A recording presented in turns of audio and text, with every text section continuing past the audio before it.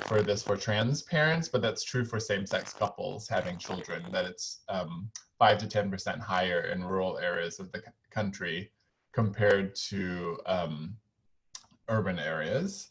And in North Dakota specifically, I looked it up, 22% of same-sex couples are raising children in their household.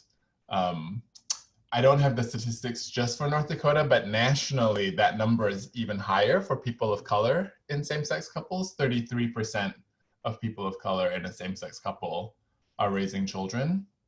And for trans people, 38% of trans people nationally are raising children. So I just wanted to throw those statistics out to kind of put an end to the myth that LGBT people aren't raising children or that family law. I mean, I think these days, very few people think that family law is not an LGBT issue anymore. But, you know, when NCLR, which is the organization I work for, started, that was a very common perception, even within our community, that, you know, issues to do with children and protection of the parent-child relationship had nothing to do with LGBTQ people. And that's certainly not true.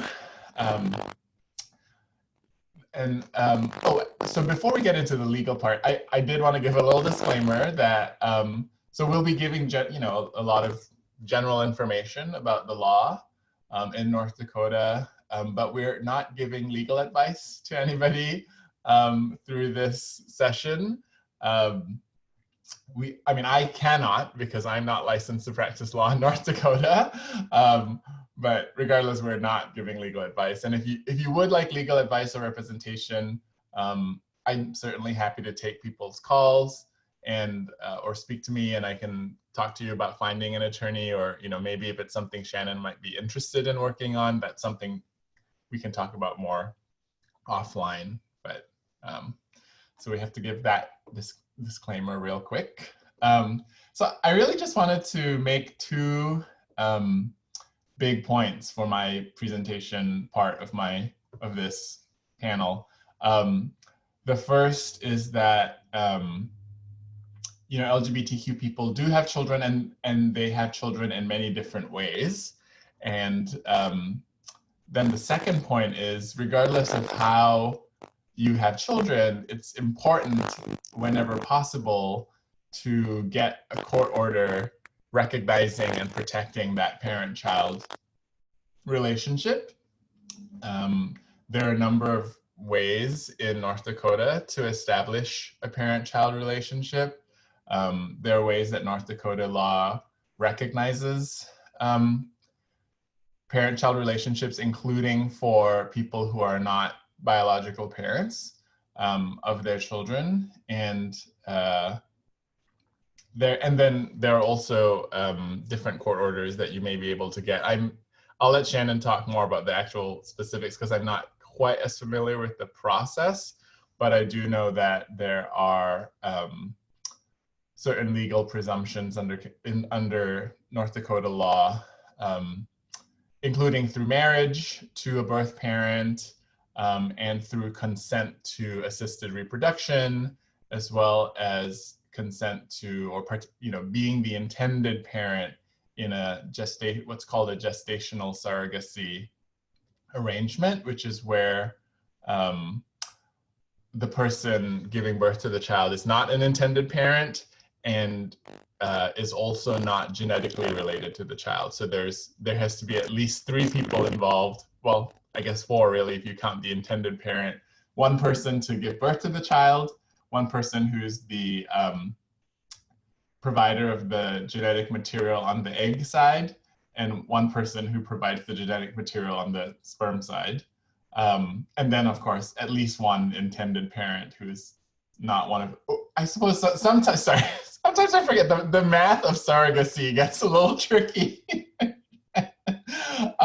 It's possible that the intended parent is actually also a genetic parent in surrogacy, but as long as the birth parent, the person giving birth who is not intended to be a parent, that's sort of the idea behind surrogacy, is not a genetic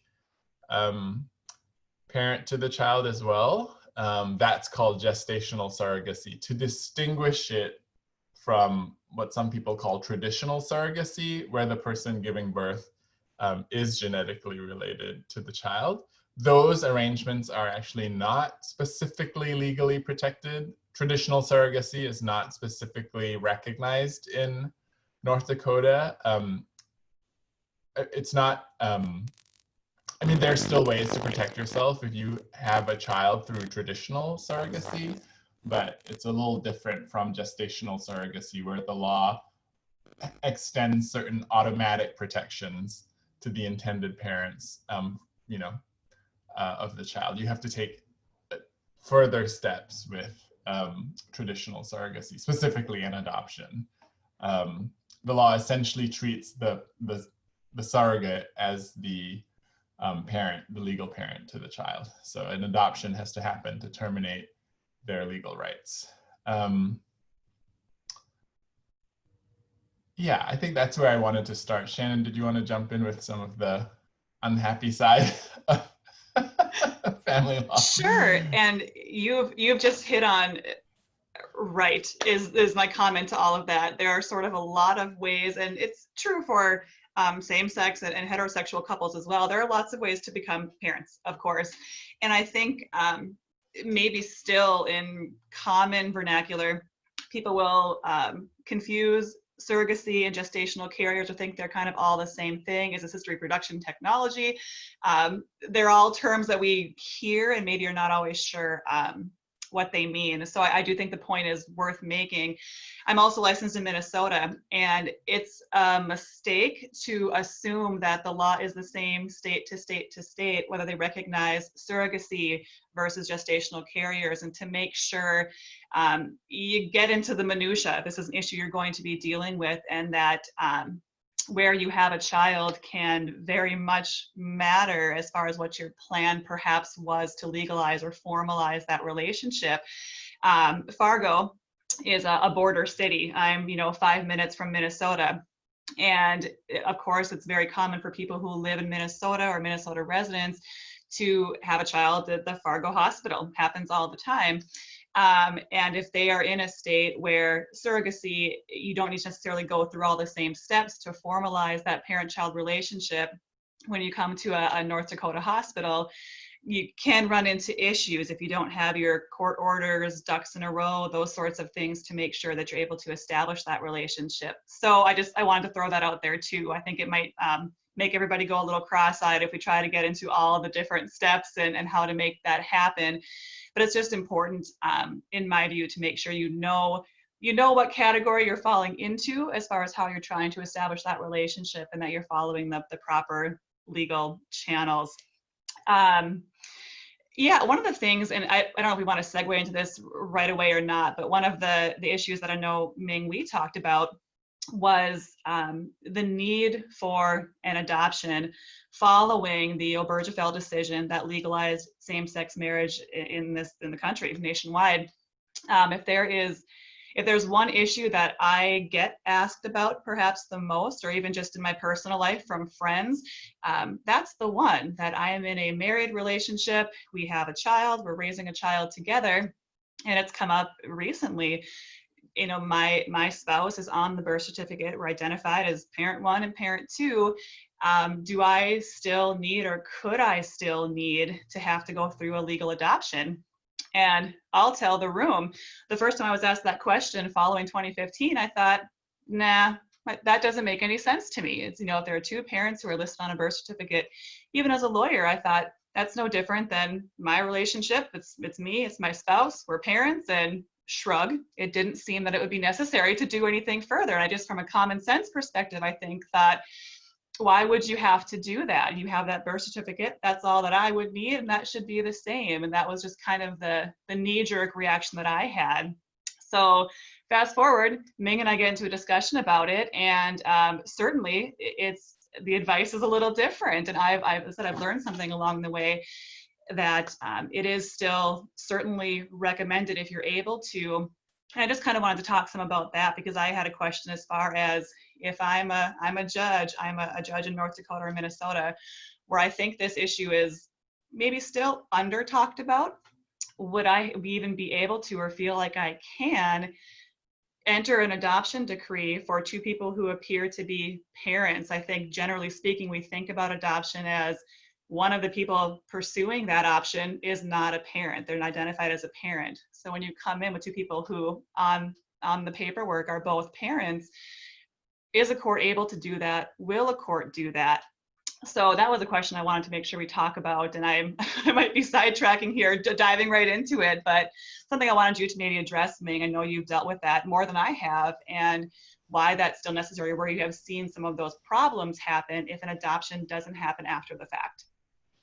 Yeah, no, that's a great question, Shannon. And actually, that is a question that some judges in other states, I'm not sure if judges in North Dakota have ever kind of let their doubts about this turn into a refusal to issue an adoption order, but that's happened in, and it's actually often sort of liberal or progressive judges who are like, well, you all are parents already, so I don't see the need for this order. And they're trying to be, you know, allies in a way to LGBT parents by saying, you're already parents, so you don't need to do this.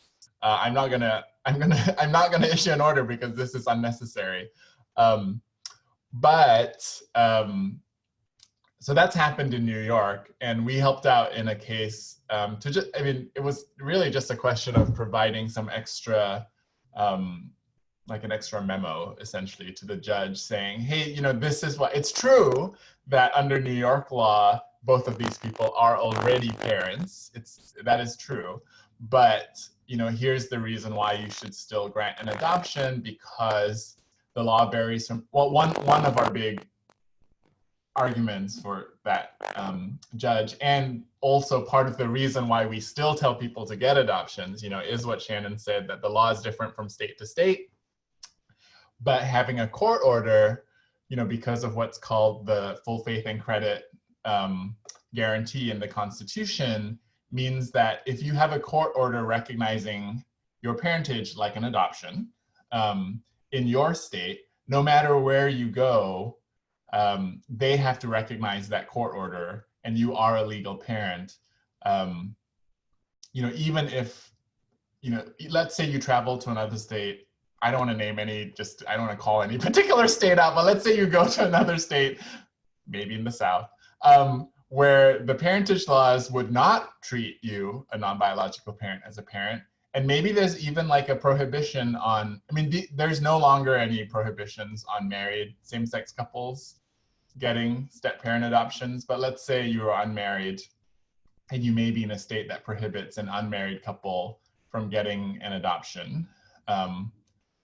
There's a small handful of states, like very, very, it's I think one or two at this point. But let's say you move to one of those states and that state would not have let you adopt your child. It doesn't matter because your state did and you have a court order. Your relationship with your child is protected. That state has to recognize that court order, even if a court of that state would not have been able to grant you that order. So that's why adoptions are so important. And then it's also, if you move outside of the country, you know, there are various treaties about the recognition of court orders, especially pertaining to parentage and custody of children between countries, as you can imagine. So having a court order also gives you that kind of extra protection. So we, you know, if you do, you know, I'll say, Shannon, if you ever run into this with a judge, or if anybody on this call knows of this happening, definitely contact us. We're more than happy to share the briefing that we prepared for judges in New York, and it really just applies to folks everywhere. Like this is a real continuing need for LGBTQ people, because, you know, a lot of judges aren't, like, even those who want to be our allies sometimes just aren't as familiar with the legal needs of our community. So, but that's a great issue to bear in mind, that you may run into that. So.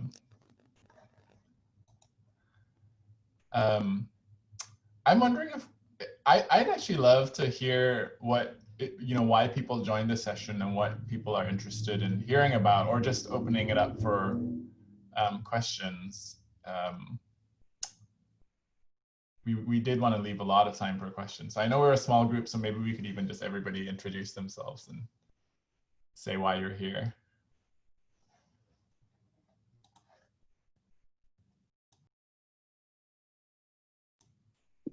If I had a nickel for every time somebody said you're muted in the last 6 months, oh my God. For those of you who are participating in the session, if you've got some questions and you want to ask them now, that would be great. We can start a discussion based on particular questions that you've got.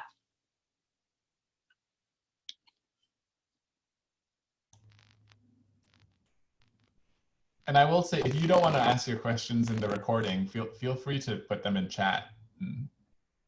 Yeah. Absolutely.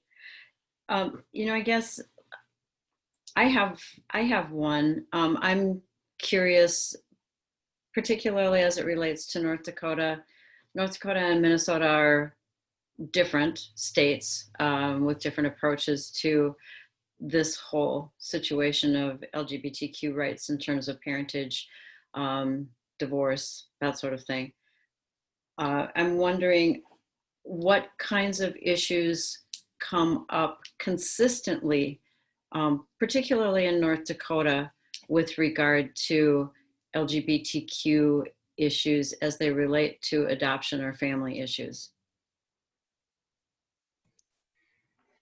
Yeah, I will say this is not going to be a shocker to anyone in this session. North Dakota is a very traditionally conservative state, has been, and I think has needed to be drug a little more into this than it maybe than it would have otherwise been. Minnesota was a little more progressive in that regard, is what it is. But it sort of surprised me in looking into this issue, the relative short history. I'm looking at cases even in the 1980s where homosexuality was at the center of a decision to award custody to the other parent.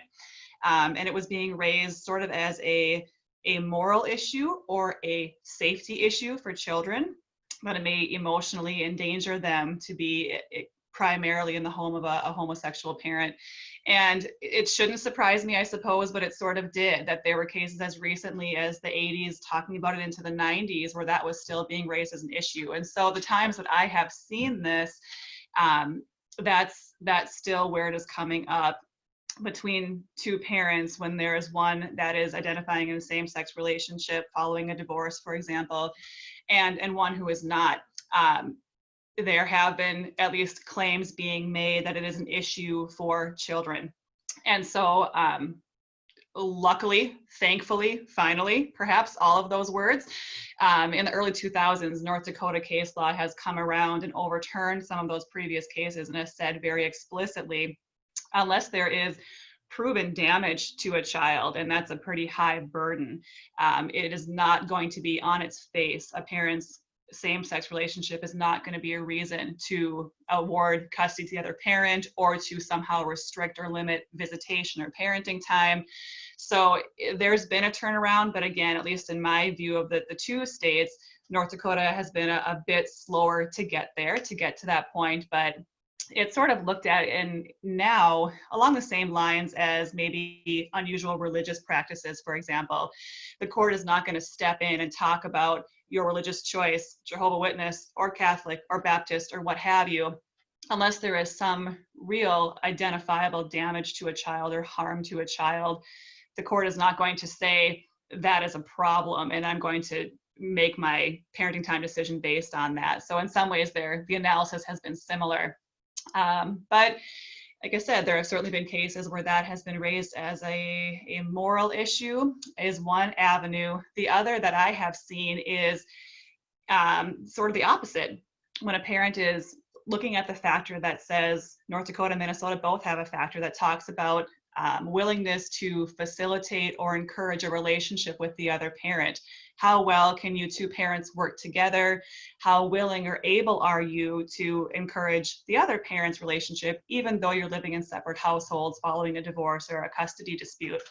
And it has been raised in the reverse, to sort of say this parent is demonstrating bias, bigotry, some of those pretty awful words, because of my my now coming out in a same-sex relationship, or acknowledging that the other parent is, I sort of hate the words brainwashing or alienating, but those types of claims based on his or her own beliefs about my sexual orientation.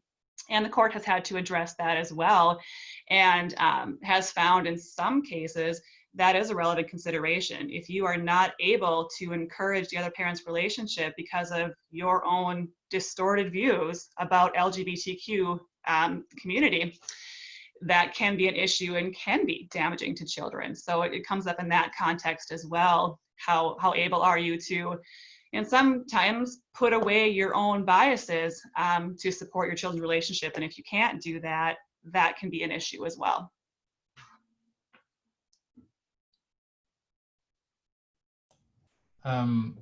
Yeah, so I see a few questions coming in on the chat. The first one I got was, could you talk about relationships not involving marriage, specifically property issues? That's a great question. That is actually a very common question that we get. You know, many LGBTQ people are in relationships and aren't married for whatever, aren't legally married for whatever reason. You know, one common reason is, and I see this a lot, is that they're a same-sex couple, or they're a couple whose relationship, who would not have been allowed to get married before Obergefell made marriage available, regardless of both spouses' sex. And they've been together a long time, and when Obergefell came down, they were like, well, we don't need this. We've already been together 10, 15, 20 years. Like, why get married at this point? And unfortunately, the answer is often, well, if you gotten married, you would have gotten certain protections with regards to spousal support and division of marital assets. But even then, actually, sometimes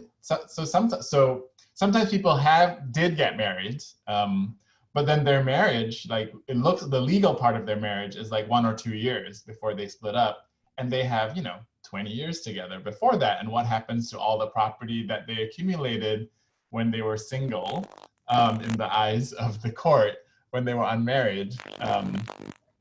So unfortunately, but Shannon, please jump in if there are creative things that people in North Dakota are figuring out. But as far as I can tell, North Dakota does treat those unmarried people as essentially unrelated. You have to rely on, often contract, or what's called quote unquote quasi-contract law, meaning the law of promises and expectations. And sometimes promises and expectations can be enforced if you relied on them in a certain way and did certain actions in reliance on them. But it's very fact specific, and usually, I'll just say as a practical matter, if the amount of money in dispute, I don't know, I can't put a specific number figure on it, but if you're not getting up there in the amount of property that's in dispute, it's probably not going to be worth the time to litigate a contract or quasi-contract type claim on that property, just because the attorney's fees alone, if the other person's really going to dispute it, start getting up there very quickly. So, I mean, that's sort of one of the great protections of family law, is protecting, usually the lower earning or the less wealthy partner or spouse in a relationship, by allowing courts to equally or equitably, is North Dakota an equitable or equal? It is an equitable, yep. Equitable, okay. Division of property. So yeah, that's what, but Shannon, jump in are there creative things people are figuring out in North Dakota? The same goes for spousal support. There's no spousal support for unmarried people in North Dakota. True, that is true. And first, let me just say that I very much agree with the cost benefit analysis piece. That's true for maybe a lot of things in family law, I suppose, but I think that is accurate when it comes to, if you're fighting over the kitchen table, might not want to go down that road. I will say this is a premise that I don't think has been tested in the same-sex relationship context, but another place where Minnesota and North Dakota are different. North Dakota does have case law that allows for people who have been married, say married for 5 years, but in a long-term relationship, cohabiting together for 15 or 20 years. North Dakota does allow, it's discretionary for the court, but consideration of that entire term of relationship in dividing marital property. So there again, you know, that's in relationships where it does end in a marriage. We're talking about the divorce context, but North Dakota courts can consider that whole time of being together. And so hasn't been tested to my knowledge in the same-sex marriage issue. But I think that's at least a possibility to be able to count that time when you're in a committed relationship, for goodness sake, that it sort of should be the same analysis. But Minnesota, hard line, that is, as far as I'm aware, they don't count the time, so to speak, before the marriage actually took place. So it is one of those things that, who are any of us to say people should get married, but there are certainly still protections in place that apply to married folks that don't, to unmarried folks. That is still true.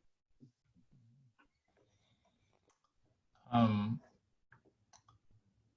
hope that answered the question that the person asked. Feel free to chat again if you had follow-up questions. I see a second question in my chat here.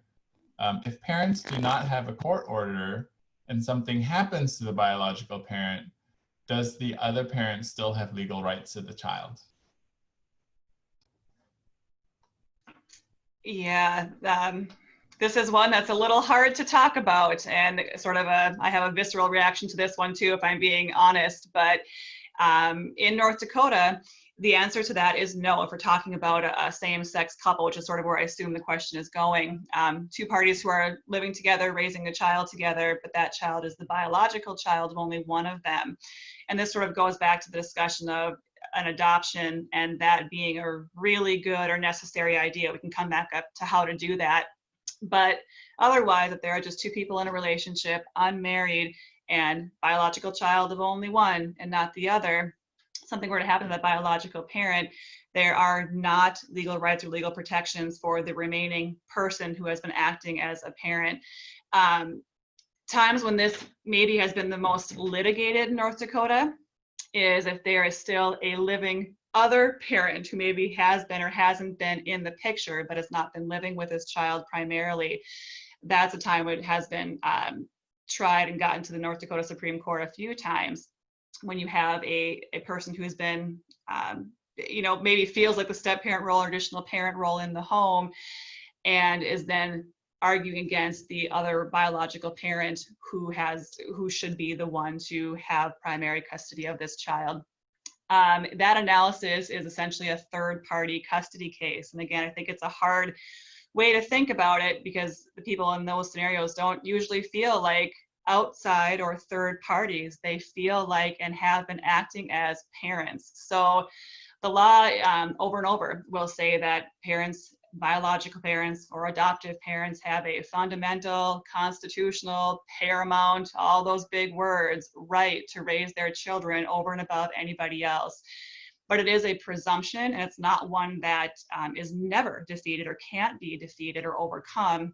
But in the cases where it has been successful in North Dakota, it's been after the parent who is contesting it, or the person acting as a parent, I should say, is contesting it, has proven a psychological relationship to the child, can prove that he or she has been involved in the day-to-day care, has really been acting as a parent. So it's not impossible to overcome, but it certainly is a burden, and there's no automatic or default right for the remaining person in that home to have legal rights to the child, which again is why, at least in my view, adoption or a court order formalizing that relationship is pretty important. I did want to add one thing, which is, you know, for children conceived through assisted reproduction, there might be even without you know, doing an adoption, to make sure that, I mean, I would still say do the adoption if you can, but there is North Dakota statute saying that, and it is very gendered, the language. But that said, North Dakota has another. So I'll read you the statute. It says a man who provides sperm for or consents to assisted reproduction by a woman as provided in blah, blah, blah, other section, with the intent to be the parent of the child is a parent of the resulting child. So I know it says man and woman, but North Dakota has another statute that says, you know, all presumptions of paternity apply to maternity and vice versa. So I wasn't able to find any cases actually applying that to same-sex couples. I'm not sure, Shannon, if you're aware of any that I just couldn't. I'm not. Am I just going to get the premise that hasn't been tested is my guess. Yeah, right, exactly. So, but at least on its face, I would say make that argument. You know, if you are in a position where you didn't get an adoption and now there's a question, but you did use assisted reproduction, and you know, you were involved and you consented to it, regardless of your gender, I would say make that argument. I mean, I think that argument is ready to be made. In North Dakota, the statutes to me seem clear on this question. You know, of course, you could get a judge who is biased against, or you know, just holds on to certain notions about a child needs a father and a mother, or you know, and the language of the assisted reproduction part of the statute certainly seems very gendered, but it doesn't necessarily need to be read that way. So I would say that's the, you know, one circumstance in which, and you know, I think even if you conceive through some other way, like Shannon said, if you acted as a parent to the child, there may be some arguments available to you, even if you didn't manage to get an adoption before, say, you know, so like one circumstance where this question comes up is exactly what the person asking the question said, which is where the biological parent dies or is otherwise not able to care for the child, and then the question comes up of who has the right to keep parenting this child, and of course the other big context in which it comes up is when the couple or when the parents split up or stop being able to co-parent like amicably together. And I mean, it's very sad, actually, in situations like that, if one parent starts making legal arguments that the other person is not a parent when they've, you know, been co-parenting the child's whole life. I mean, it's just so painful to see that happen. And part of what's so painful is it's like happening within our community, you know, because often both parents are LGBT and one parent is just making this argument of convenience, essentially, that's just because it's available to them. So I will say one thing, which is at NCLR, we try to make it a community norm not to make arguments like that, even if they are available to you. And we discourage attorneys from agreeing to make arguments like that on behalf of their clients. I mean, if you're, let's say you're an attorney and you're representing somebody who's a biological parent and they're like, this other parent is terrible. You know, like, I think the child spending time, I just don't want our child to spend time with them anymore. Like, they're awful, they're a bad parent. I would say make those bad parent arguments. Don't make the not a parent arguments. You know, you just treat your parenting relationship with the seriousness that it deserves and be prepared to make those arguments about this person shouldn't spend much time with the child, or, you know, maybe get supervised visitation. Courts have a lot of experience, you know, in cases where both people are biological parents and one person is a terrible parent. And you should try to make those arguments. And we discourage people from making this person is not a parent argument, because you could hurt a lot of people who are fine parents if a court, especially if it goes up on appeal and an appellate court adopts that position. So, yeah. And it's one of those things that I just as a comment to say, of course, it's I don't know, routine is the right way, but we hear those arguments all the time when heterosexual couples are separating or divorcing. He or she is an awful parent, and here are my 15 reasons why. But I've never in my career been asked to say, can we now claim he's not a dad? Can we just say, you know, she or he is so bad they're not a parent anymore? No one would ever do it. You wouldn't do it. And so why should we be doing that in the same sex context either? It just, when you really think that through, it shouldn't make any sense. And I fully agree with what you just shared, Ming. Yeah. That's really great information. I'm wondering, is there, Shannon, do you find that the tools and resources that are available to family lawyers and families in situation where there are legal matters to resolve, that arbitrators or people who can offer assistance outside of attorneys to help with getting things sorted out, have a good view of LGBTQ issues, that they're well informed, that they're fair? Are you finding that this is something that's coming up through all resources for our community? I think that it's getting better. I think it's getting better, and certainly the mediators and those folks that I work with most often, I think are getting pretty in tune to these issues, and at least sensitive to them and respectful of what it takes to get to that end sometimes. I've been surprised a time or two in my career with getting sort of a reaction or having it still come up in a mediation context where someone is raising an eyebrow at a same-sex relationship. And so I still come across it a little bit, but I do think the resources are out there and available, and people are pretty in tune with them, and have a positive attitude toward the LGBTQ community. I'm going to go off topic again for a minute. I wanted to mention this too. Sorry. One of the areas that I just want to sort of say this as a passing comment, in the agency adoption or the adoptive context, there have been a number of cases recently where there's at least been a perception that the North Dakota Department of Health and Human Services, in going through adoptions, there have been some same-sex couples that have had to contend with trying to finish an adoption. They've been foster parents for a child trying to finish an adoption, and have gotten to litigation over a blood relative, a family member, aunt, uncle, grandma, whatever it may be. And I don't want to share that there is outright bias or discrimination by the government entity. That is not my point at all. But I just want same-sex couples to know there is no presumption that a blood relative should be chosen for an adoptive placement over a same-sex couple. And it certainly has gone through the court system enough where I think the judges are aware of that too.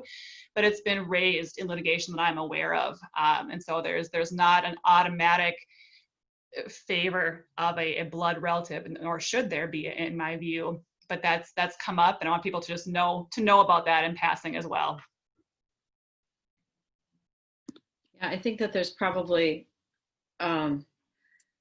within the community, there's a lot of conception or understanding that there might be bias, to tackle where there might not be. We've found this in the LGBTQ elder community. There's a great perception through historical context that we presume that there's going to be a problem, and we find out there's not the problem that we think might be there. So that has been incredibly encouraging, and I'm glad to hear that that's also true from what your experiences are in North Dakota and Minnesota legal issues with families. And I'll just add to Cindy, I mean, I think that is true, that many of us are kind of primed to expect people to be biased against us, and sometimes people aren't. But sometimes they are, but then it's a question of what can you prove?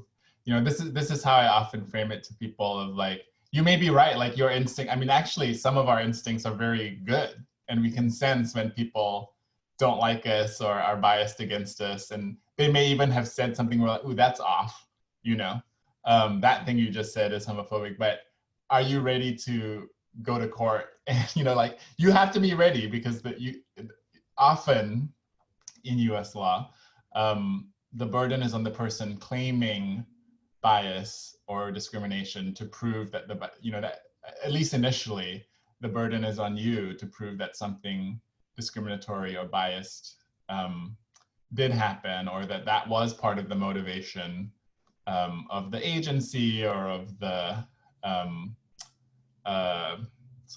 the government office. So my brain is shutting down.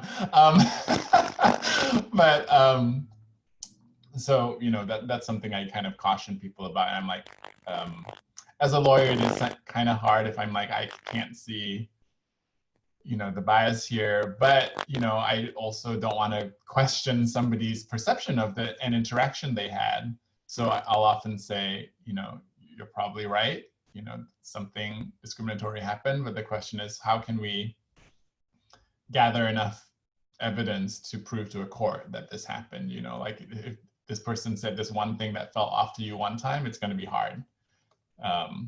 But if there's a pattern and they said a bunch of things a bunch of different times, and then you get an end result that is, pretty clearly against you, maybe we could make some kind of case. So.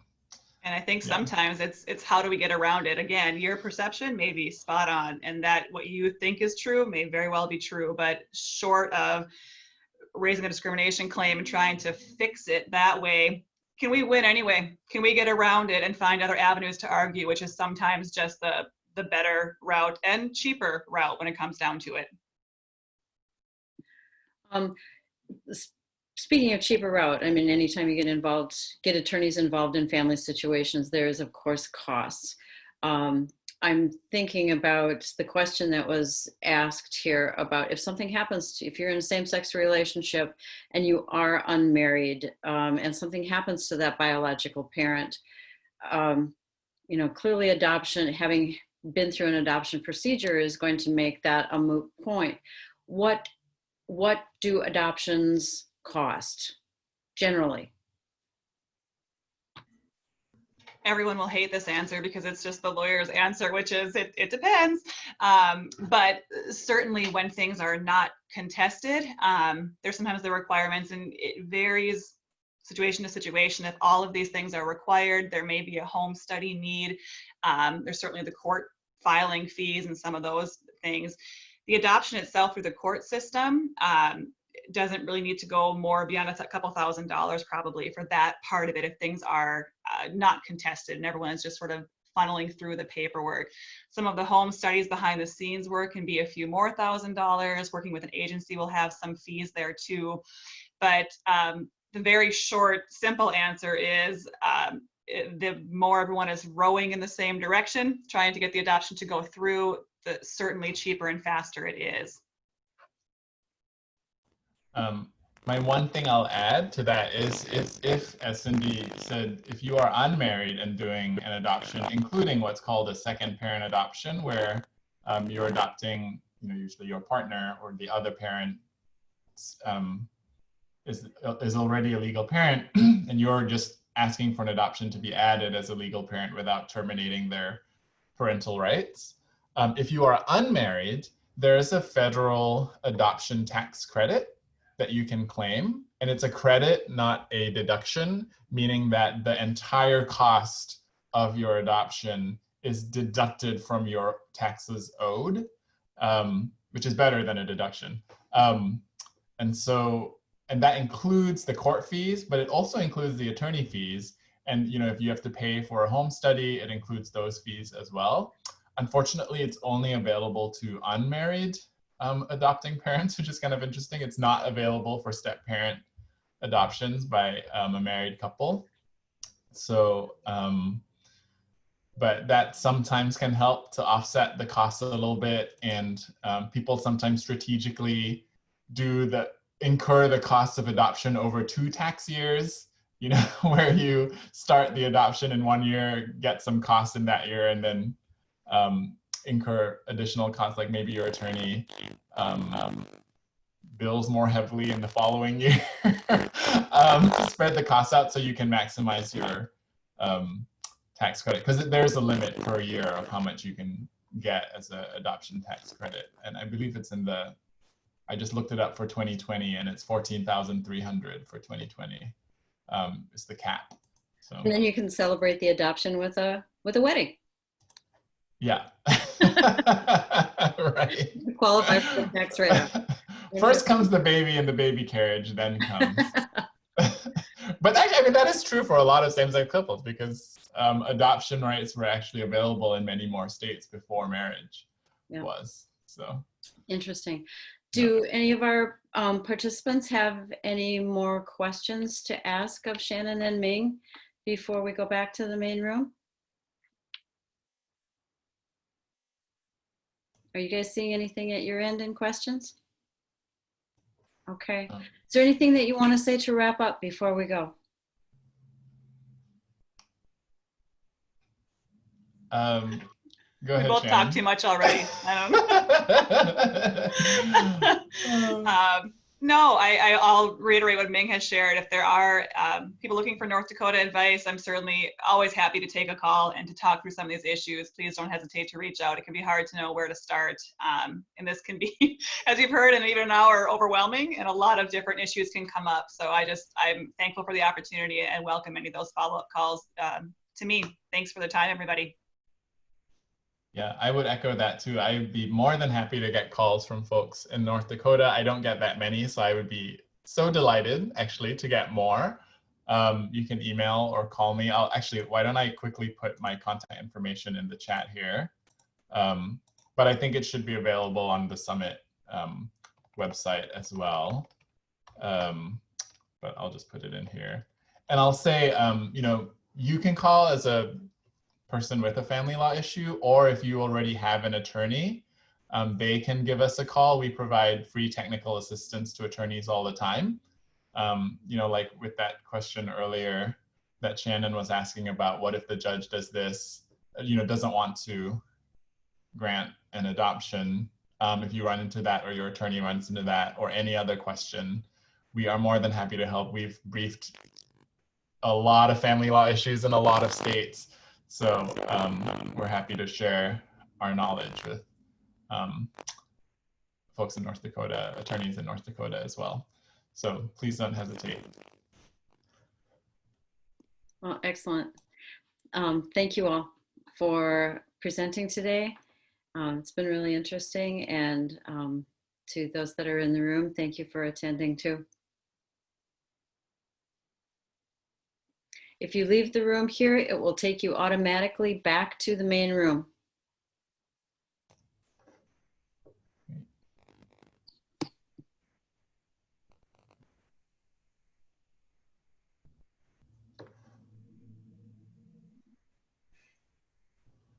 That was really good. Yeah, that was great. That was fun.